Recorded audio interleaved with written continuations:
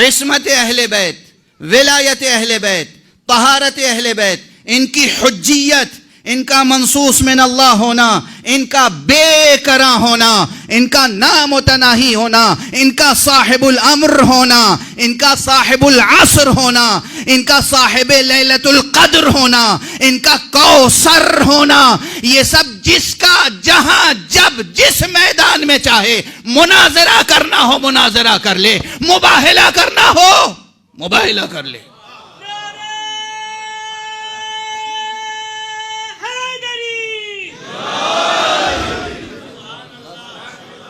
خدا کی قسم یہ بی وہ ہے، میں لفظ مباہلہ خاص طور سے اس لیے استعمال کر رہا ہوں، بدر سے لے کر تمام جنگیں فتح کرنے کے لیے تو علی موجود تھے، مباہلہ وہ خاص میدان تھا جو زہرا کی آمد سے فتح ہوا ہے۔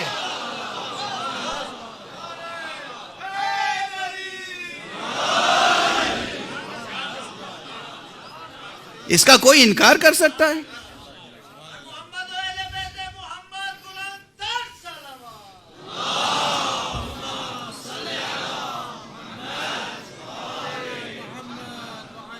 بھائی جو اہل علم ہیں، اہل فضل ہیں، ان کے لیے تو یہ سب صرف تذکر ہے، لیکن اگر کوئی ایسا فرد ہے تو اس کے لیے میں ذرا سی وضاحت کر دوں کہ تاریخ میں کیا ہے۔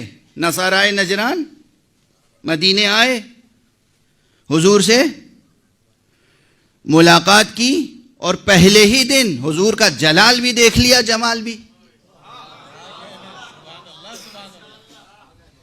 پہلے ہی دن جب آئے زرق برق لباس پہن کر تو حضور نے جلال کا اظہار کیا۔ ان کی سمجھ میں نہیں آیا کہ آخر یہ صاحب خلق عظیم جس کے اخلاق کا اتنا شہرہ ہے، جو نبی ہے، اس نے ہمارے سلام کا جواب کیوں نہیں دیا؟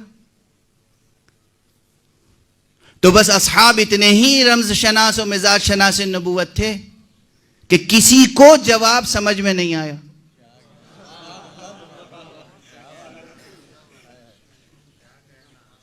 انہوں نے پوچھا بھئی یہ کیوں جواب نہیں دے رہے ہیں ہمارے سوال سلام کا، گفتگو نہیں کر رہے ہیں؟ کس نے جواب دیا؟ کسی صحابی نے؟ واقعہ غیر بھی لکھ سکتا ہے، کردار اہل البیت لکھتے ہیں۔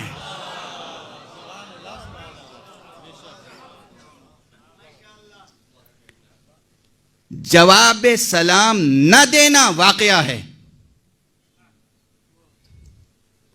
کیوں نہیں دیا؟ اس کے پیچھے کیا حکمت ہے؟ اس کا کیا اثر مرتب ہوگا؟ یہ کردار ہے۔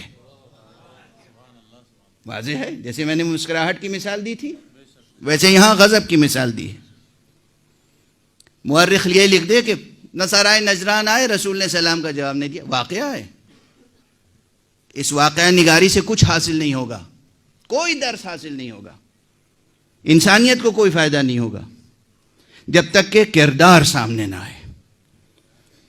کردار کون سمجھائے؟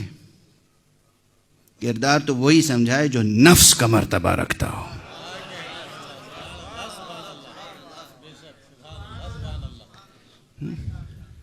گلاب کی خوشبو گلاب کے پودے کے بغل میں اگی ہوئی گھاس بتا سکتی ہے؟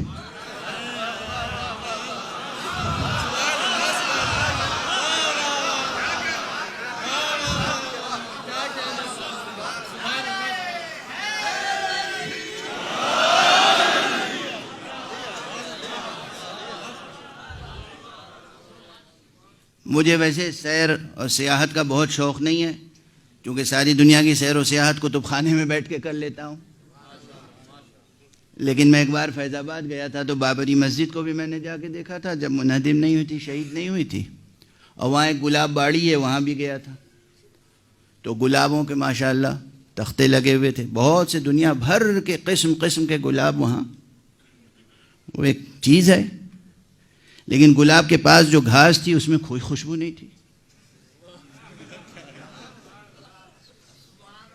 میں کیسے سمجھاؤں خود کو؟ ارے یہ رہا گلاب، یہ رہی گھاس، بعض تو اسی گلبن کی جڑ سے روئیدہ ہوئی ہے، معلوم ہوتا ہے کہ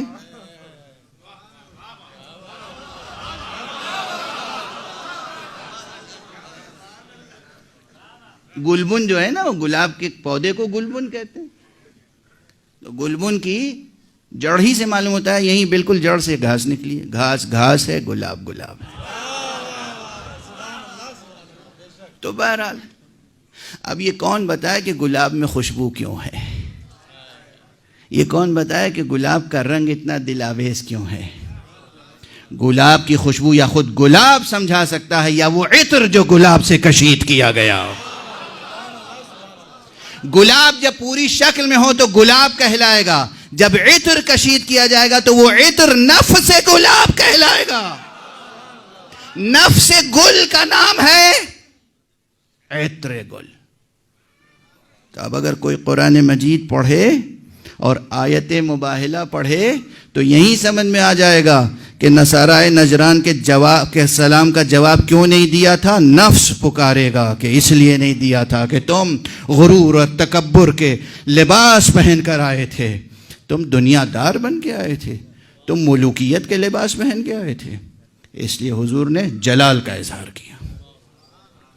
تو مباہلے میں جلال سب سے پہلے سامنے آیا، جلال مصطفیٰ. بس یہ وقت گزر رہا ہے اور مطالب جو ہیں اب ذہن میں آ رہے ہیں، تو میرے لیے مشکل یہی ہوتی ہے عموماً. جلال مصطفیٰ.